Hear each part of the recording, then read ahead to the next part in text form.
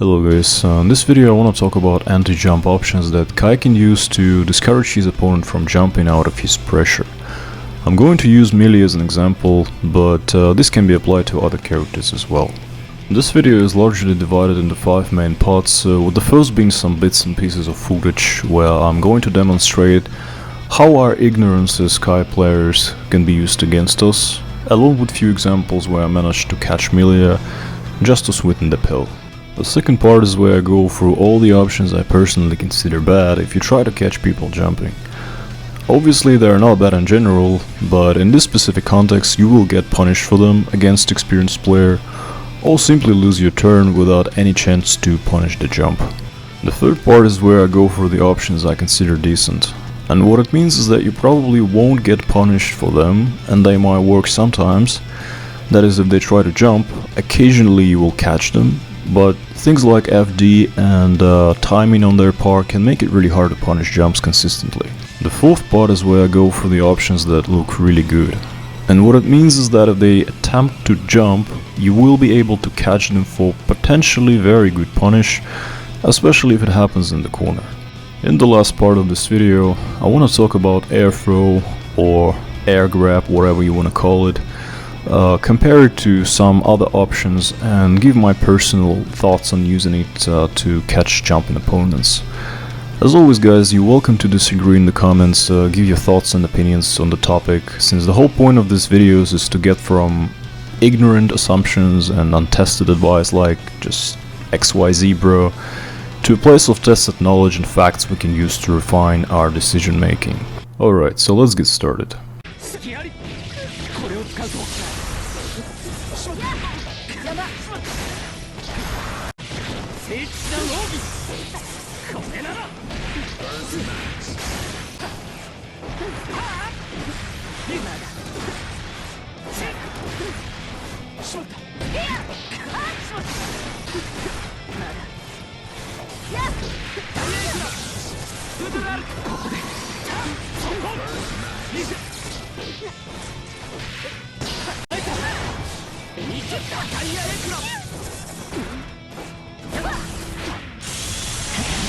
So, in case it wasn't obvious from the examples, this Melee constantly jumped out of my pressure, and those are just few cases among many that actually happened.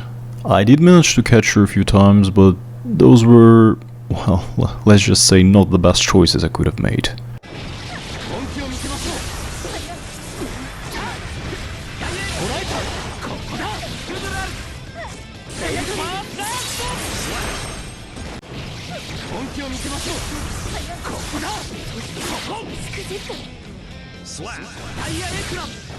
But enough of that, let's go to the second part of this video, the bad options. Let's start where and why I failed the most, the 5k tick throw.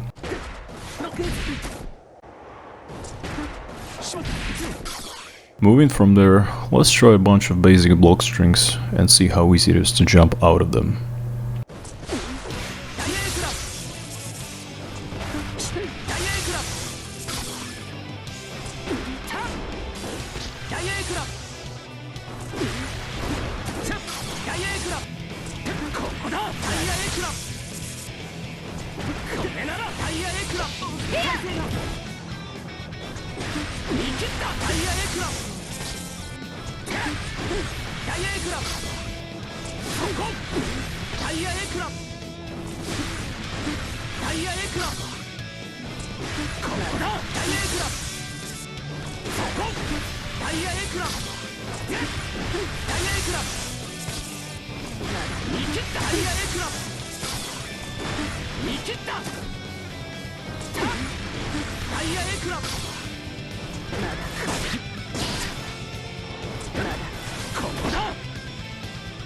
Okay, now let's test 5k JD concept I've shown in one of the examples in the first section. Ideally it looks like this.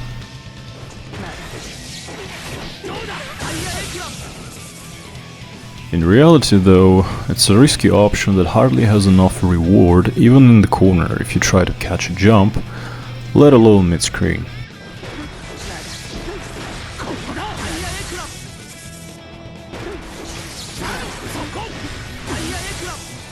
Before we go to the next section, I'd like to talk about flip kick and demonstrate some cases where you really don't want to use it. The first example is a flip kick mid-screen without shock state applied beforehand. And if they try to chicken block, you can get a hefty amount of plus frames, so you can safely continue the pressure. But this is still very bad, because so many things can go wrong. First of all, shock state is not applied, so if they stand block, it's over.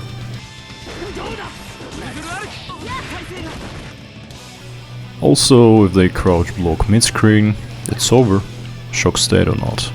Now, if you get them to the corner with a shock state applied beforehand, flip kick actually becomes one of the options that are still subpar for this particular situation, but generally pretty good, unless they catch you with 6p or some fast button in the balls. With a shock state, you generally plus and block enough to continue pressure, and even more plus if they chicken block, so overall I think it's a pretty solid option that you might want to establish once in a while to keep them guessing. But enough of that, let's move to some decent anti-jump options.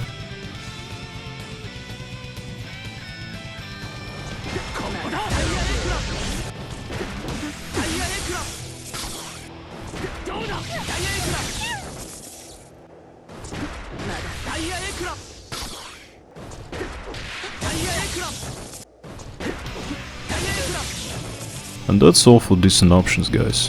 As you can see, there are certain points where you can punish Milia for trying to jump, but if she decides to FD, we lose our pressure and she gets out clean. Fortunately, we can do better.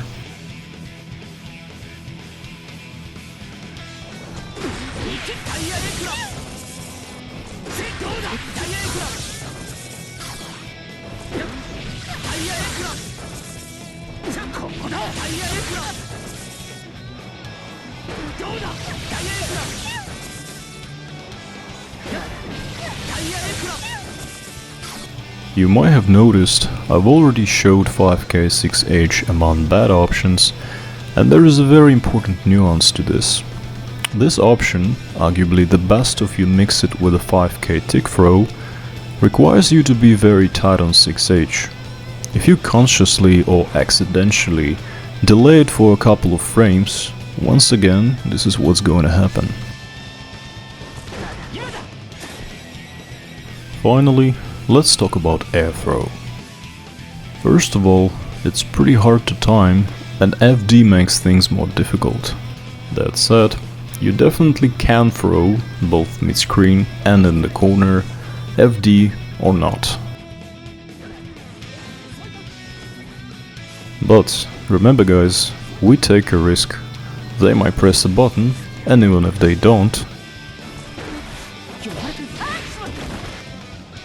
So overall, while this option might be useful once in a while, personally I don't think it's a go-to option, because you have to jump quite early, you have to time it right, take a risk, lose your pressure, and just from risk-reward perspective, to be honest, I really don't like this option. But yeah, once again guys, as usual, if you have something to add to this topic, want to correct me on something, or just share your thoughts, please leave a comment.